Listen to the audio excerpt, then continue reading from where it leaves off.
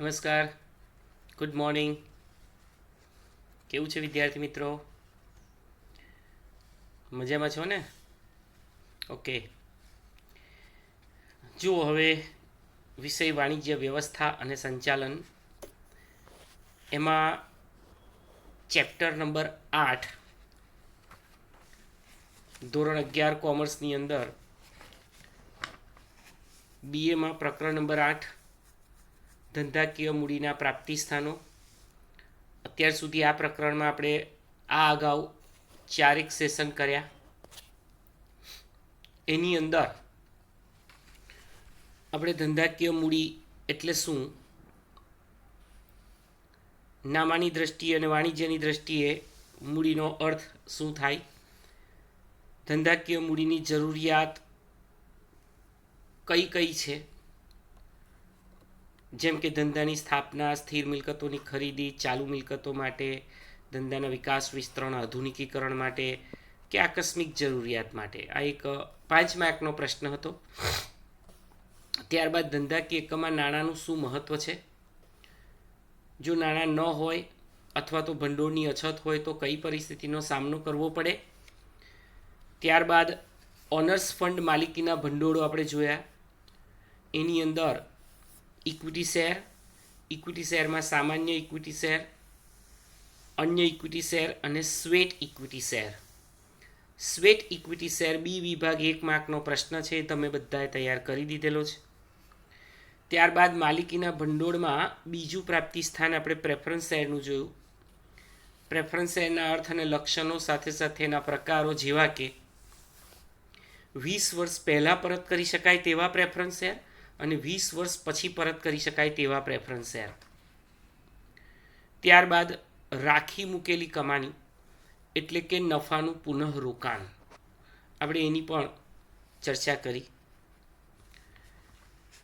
વચ્ચે 3 માર્ક્સનો એક ખૂબ જ અગત્યનો પ્રશ્ન હતો. એ હતું ઇક્વિટી શેર અને પ્રેફરન્સ શેર વચ્ચેનો તફાવત, એના 7 મુદ્દા.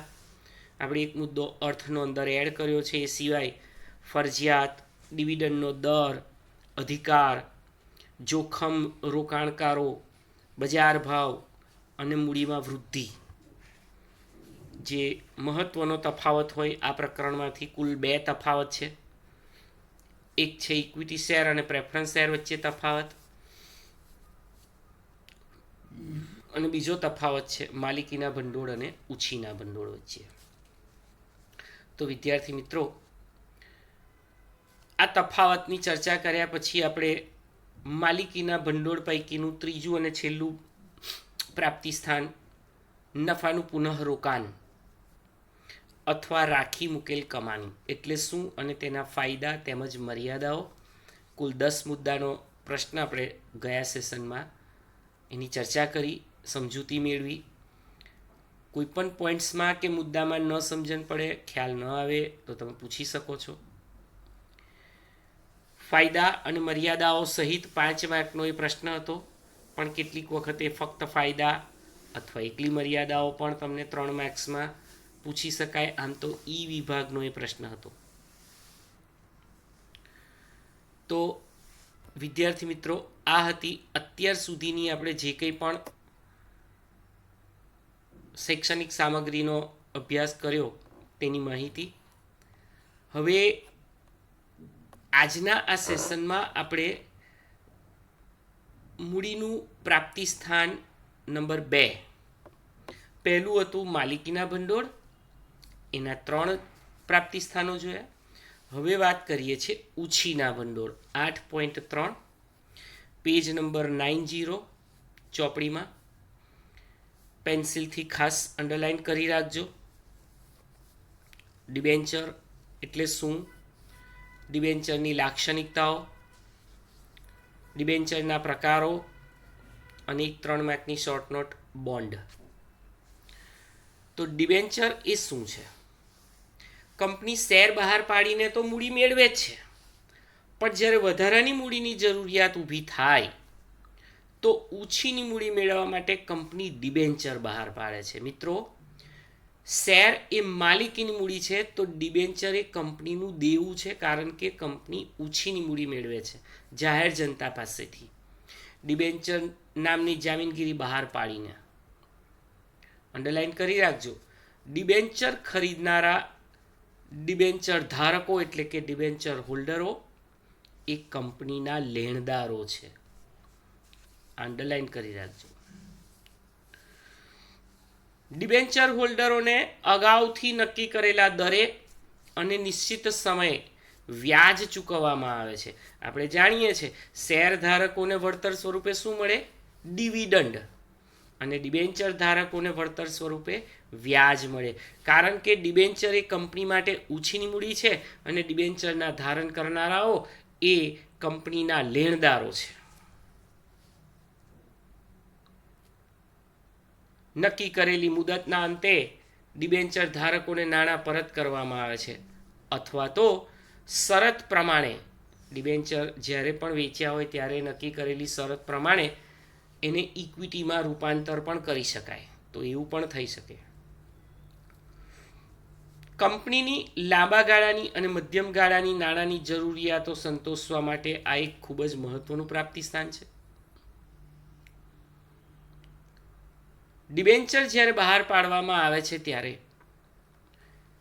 આ ડિબેન્ચર હોલ્ડરો, આ ધારકો જે છે, એમનો સમૂહ જે છે, એમના હિતો સચવાય, એમના હિતો જળવાય, એમના હિતનું રક્ષણ થાય તે હેતુથી કેટલાક ટ્રસ્ટીઓની નિમણૂક કરવામાં આવે છે, જે ડિબેન્ચર હોલ્ડરોના હિતનું રક્ષણ ટ્રસ્ટ ડીડ અનુસાર કરે છે. ત્યાં અંડરલાઈન કરજો, ટ્રસ્ટ ડીડ. શું રક્ષણ કરવાનું? તો કે ડિબેન્ચર ધારકોના હિતનું રક્ષણ કરવાનું. કેવી રીતે? ધારો કે કોઈ કંપનીએ 50 લાખના ડિબેન્ચર બહાર પાડ્યા 10 વર્ષની કે 5 વર્ષની મુદતના. જ્યારે મુદત પૂરી થાય છે ત્યારે કંપની ડિબેન્ચરની રકમ પરત કરવામાં કે વ્યાજ ચૂકવવામાં કસૂર કરે ત્યારે એ ડિબેન્ચરની સામે જે ગીરો મૂકેલી મિલકતો અત્યાર સુધી તરતો બોજ હતી, એ તરતો બોજ એટલે મિલકતો ભલે ગીરો મૂકેલી હોય પણ એનો ઉપયોગ કંપની કરી શકે, એને તરતો બોજ કહેવાય.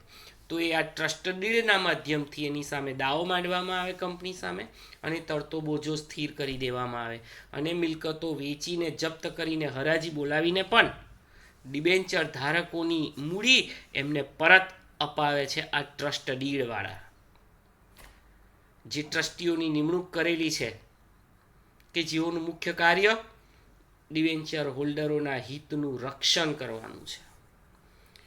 તો બધાને ખ્યાલ આવી ગયો હશે આ ટ્રસ્ટ ડીડ શું છે. અહીંયા ડિબેન્ચર એટલે શું અને ડિબેન્ચરની લાક્ષણિકતાઓ ખૂબ જ સહેલો પ્રશ્ન છે. ડિબેન્ચરના અર્થ અને તેના પ્રકારો 5 માર્ક્સમાં પૂછાય. ડિબેન્ચરની લાક્ષણિકતાઓ 3 માર્ક્સમાં પણ પૂછાય. આપણે એના લક્ષણોની ચર્ચા કરીએ તો પહેલું લક્ષણ કંપનીના લેણદારો. ડિબેન્ચર એ કંપનીનું દેવું છે. હમણાં જ આપણે આગળ વાત કરી, આ ઉછીનું પ્રાપ્તિ સ્થાન છે અને દેવું હોવાથી ડિબેન્ચર ધારકો, ડિબેન્ચર હોલ્ડરો એ કંપનીના લેણદારો ગણાય છે. એટલે ડિબેન્ચર હોલ્ડરોને કંપની દ્વારા વ્યાજ ચૂકવવામાં આવે છે અને નિર્ધારિત મુદતના અંતે ડિબેન્ચરની રકમ એ લોકોને પરત આપવામાં આવે છે. બીજું છે નિશ્ચિત દરે વ્યાજ. યાદ રાખજો, શેર ધારકોને ડિવિડન્ડ દર નક્કી નથી હોતો, પણ ડિબેન્ચર ધારકોને વ્યાજનો દર નક્કી હોય છે. અગાઉથી નક્કી કરેલ દરે અને સમયે આ લોકોને વ્યાજ ચૂકવવામાં આવે છે કંપની દ્વારા નિર્ધારિત મુદતને અંતે. ત્રીજું, મિલકત ઉપર બોજ. આપણે અગાઉ માલિકીના ભંડોળમાં રાખી મૂકેલ કમાણીમાં જોયું કે મિલકતો બોજમુક્ત રહે છે. અહીં બોજમુક્ત રહેતી નથી.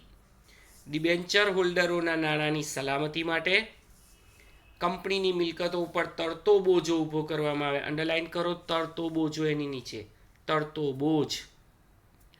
તરતો બોજ એટલે શું?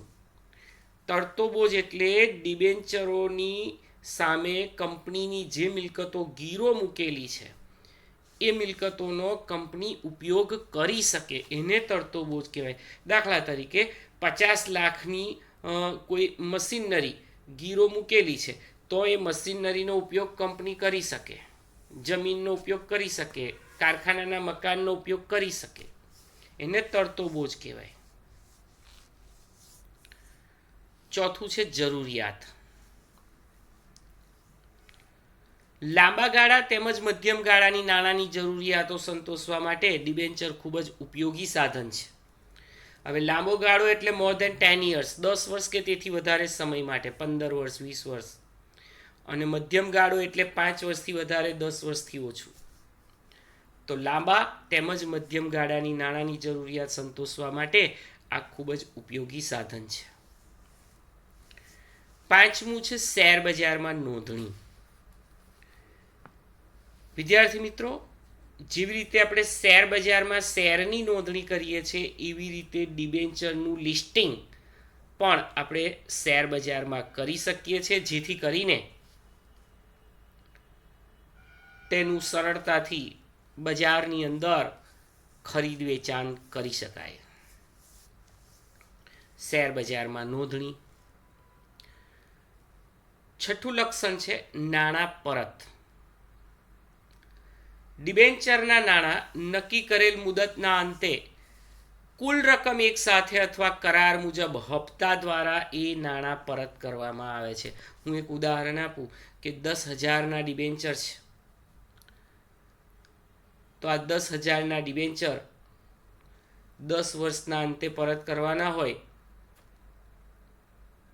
અને કંપની નક્કી કરે કે ભાઈ 7મા વર્ષે 25%, 8મા વર્ષે 25%, 9મા વર્ષે 25% અને 10મા વર્ષે 25%, આમ 7 વર્ષથી ડિબેન્ચરના 25% રકમ પાછી આપે.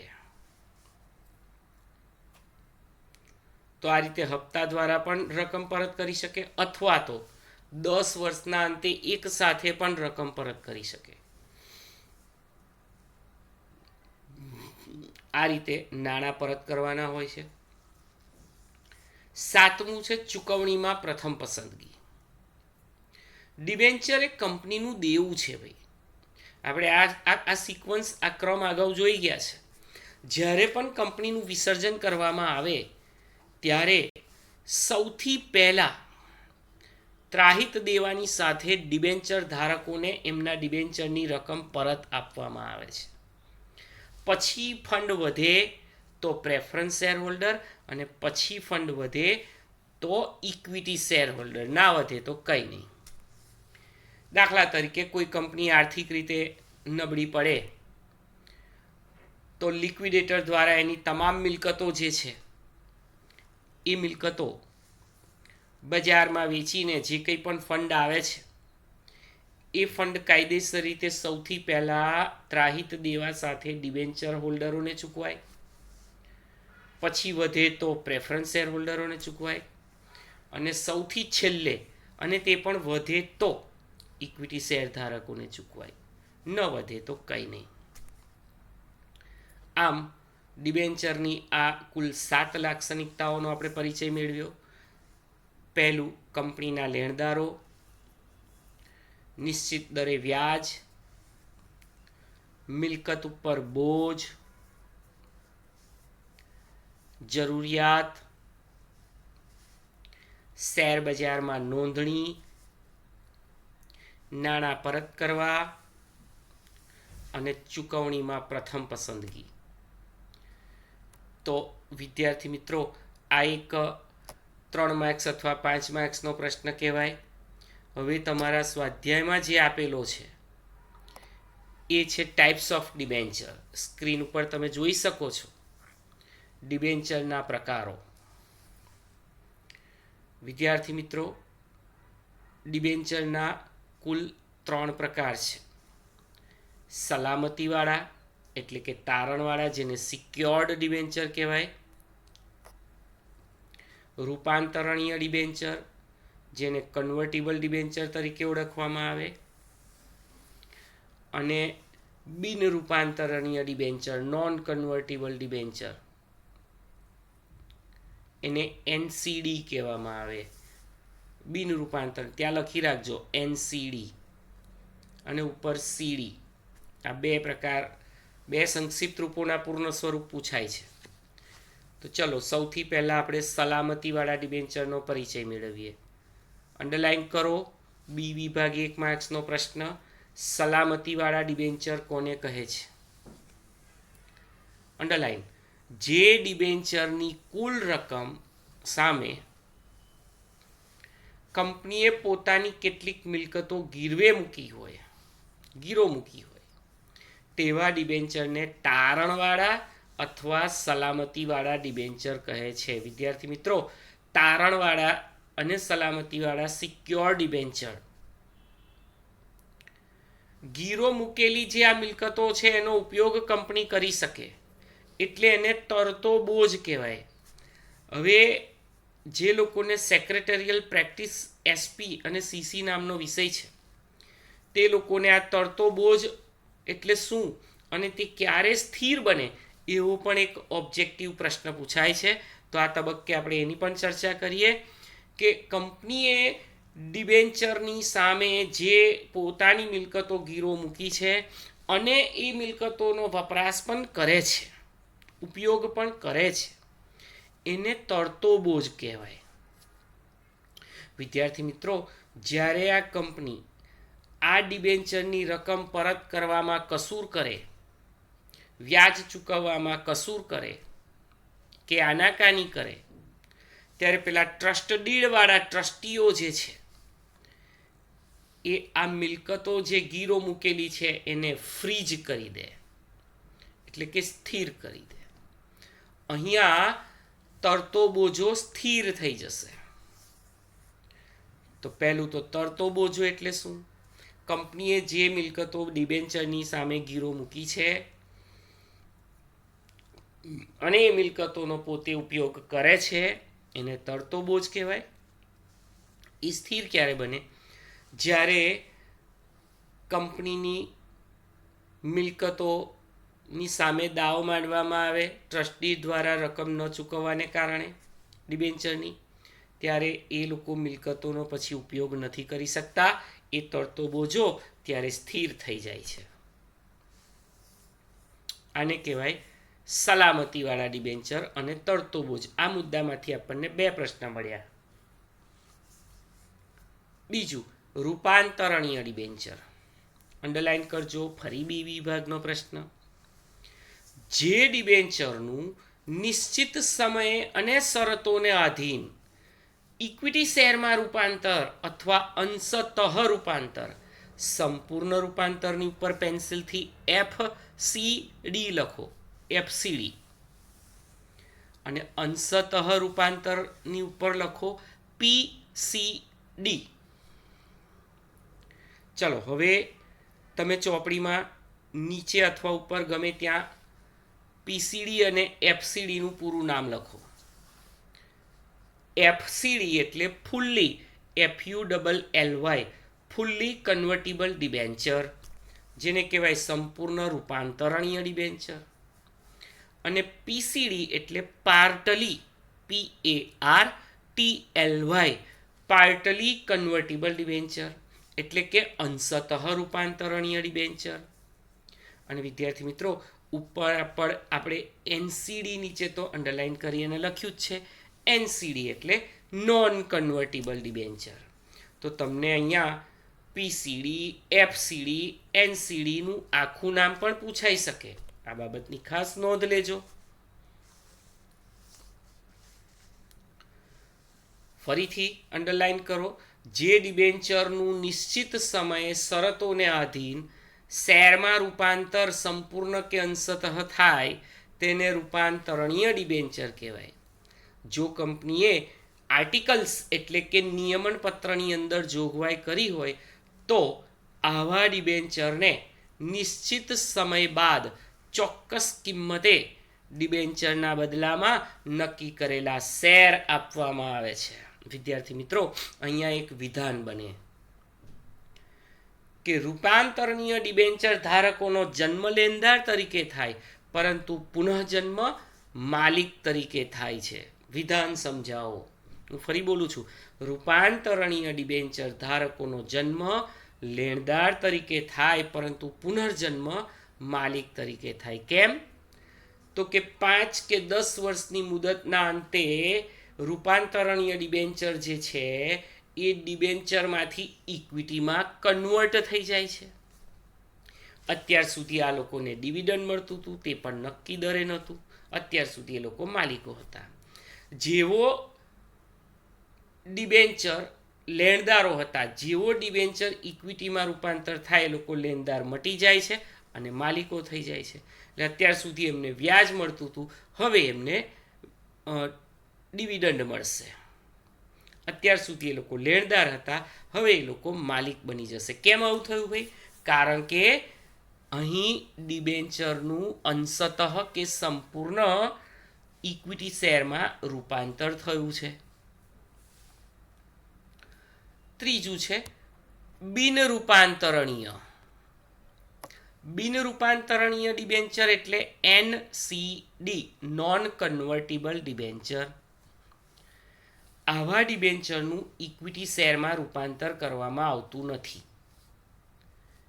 અને જ્યારે એની નિશ્ચિત સમયે મુદત પૂરી થાય ત્યારે નિશ્ચિત શરતોએ ડિબેન્ચરના નાણાં પરત કરવામાં આવે. તેને બિનરૂપાંતરણીય ડિબેન્ચર કહેવાય. દાખલા તરીકે કોઈ કંપનીએ 10 વર્ષની મુદતના ડિબેન્ચર બહાર પાડ્યા, તો જેવા 10 વર્ષ પૂરા થાય, ડિબેન્ચર ધારકોને એમની રકમ પરત કરવામાં આવે, એને બિનરૂપાંતરણીય ડિબેન્ચર કહે છે.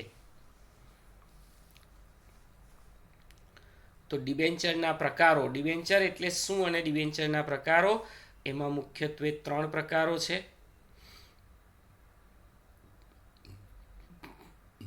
સલામતીવાળા ડિબેન્ચર, રૂપાંતરણીય ડિબેન્ચર અને બિનરૂપાંતરણીય ડિબેન્ચર.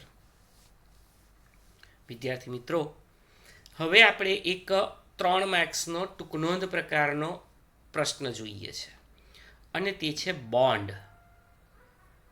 બોન્ડ એ પણ ડિબેન્ચર જેવું જ સ્વરૂપ છે, થોડો ડિફરન્ટ છે. એમાં શું છે એ આપણે જોઈએ.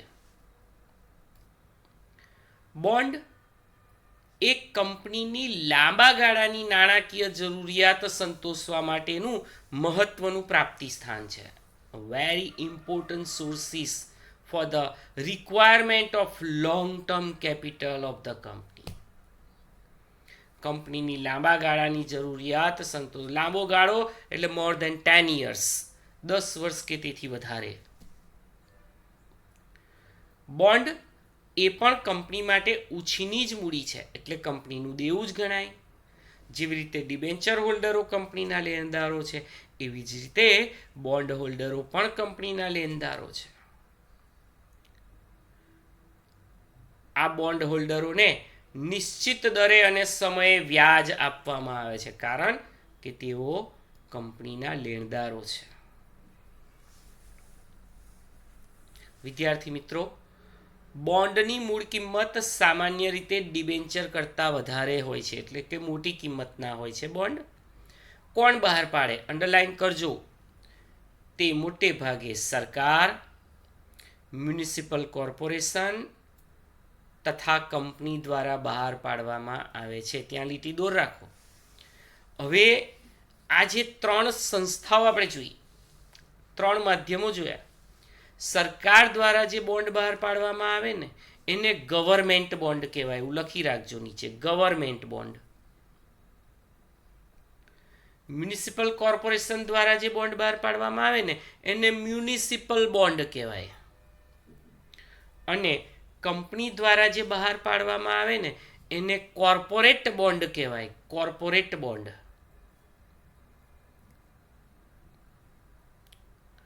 વિદ્યાર્થી મિત્રો, બોન્ડ જે નામથી બહાર પાડવામાં આવ્યા હોય તે નામથી જ ઓળખવામાં આવે.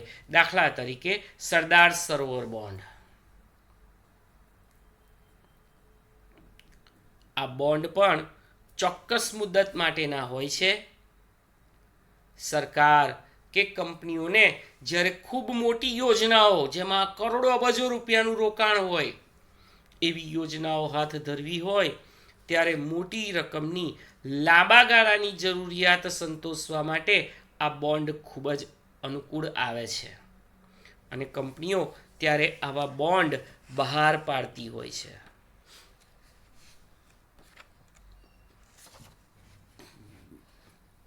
વિદ્યાર્થી મિત્રો, બોન્ડ એકદમ સરળ છે. હું એકવાર રિપીટ કરું. એ લાંબા ગાળાની નાનાની જરૂરિયાત સંતોષવાનું પ્રાપ્તિ સ્થાન છે. એ દેવું છે. બોન્ડ ધારણ કરનારાઓ લેણદારો છે, એ લોકોને નિશ્ચિત દરે શરતોએ વ્યાજ અપાય છે સમયે. બોન્ડના 3 પ્રકાર હોય, એની કિંમત ડિબેન્ચર કરતાં વધારે હોય.